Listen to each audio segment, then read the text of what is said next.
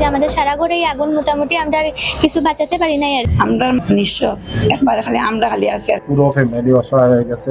25 লাখ টাকার মতো আমাদের ক্ষয়ক্ষতি আছে। ঘুমন্ত অবস্থায় ছিলাম, পাশের ঘরে আর কি পুরোটাই পুড়ে গেছে। উঠে দেখছি যে আগুনটা আমাদের দিকে আসছে এবং পুরোটা ধোঁয়া হয়ে আছে। মাথার উপর দিকে আসছে, তো আগুনটা কারেন্টের তারটা হয়ে, তো তখন আমরা আর কি দরজা খোলার পর দেখা যায় যে আমাদের সারা ঘরেই আগুন, মোটামুটি আমরা আর কিছু বাঁচাতে পারি নাই। আর 5 মিনিটের জন্য জাস্ট আমাদের সব মানুষগুলো ঠিক আছে আলহামদুলিল্লাহ। তবে জিনিসপত্র সব মিলিয়ে নগদ অর্থ সহ প্রায় 25 লাখ টাকার মতো আমাদের ক্ষয়ক্ষতি আছে। মানে ঘরের কোনো কিছুই বাঁচানো যায়নি, প্লাস ঘরের সব কিছু নষ্ট, ঘরও নষ্ট হয়ে গেছে। সকালে ঘুমিয়ে আর কি উঠছি, উঠার পরে বাড়ি করে আগুন ধরছে।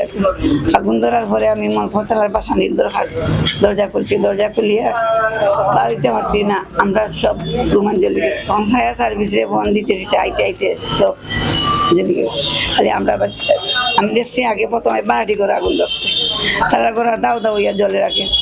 আমরা মানে আর কি নিঃস্ব, একবারে খালি আমরা খালি আছি, আর কিছু না, আমরা সবকিছু জ্বলে গেছি। পুরো ফ্যামিলি অসহায় হয়ে গেছে। পাশের রুম থেকে সেখানে ইলেকট্রিক সার্কিট থেকে আগুনের সূত্রপাত হয়েছে বলে আমরা জেনেছি। অবস্থা আসলে খুবই খারাপ।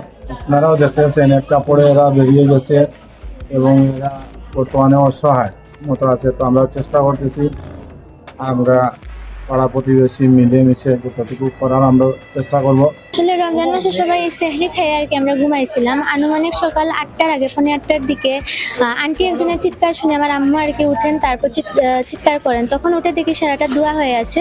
তো দরজাটা খোলার সাথে সাথে দেখি যে আমাদের দরজা খুলে আমি ব্যাক হয়েছি, তখনই দেখি আমার সারা ঘরে আর কি আগুনটা লেগে গেছে।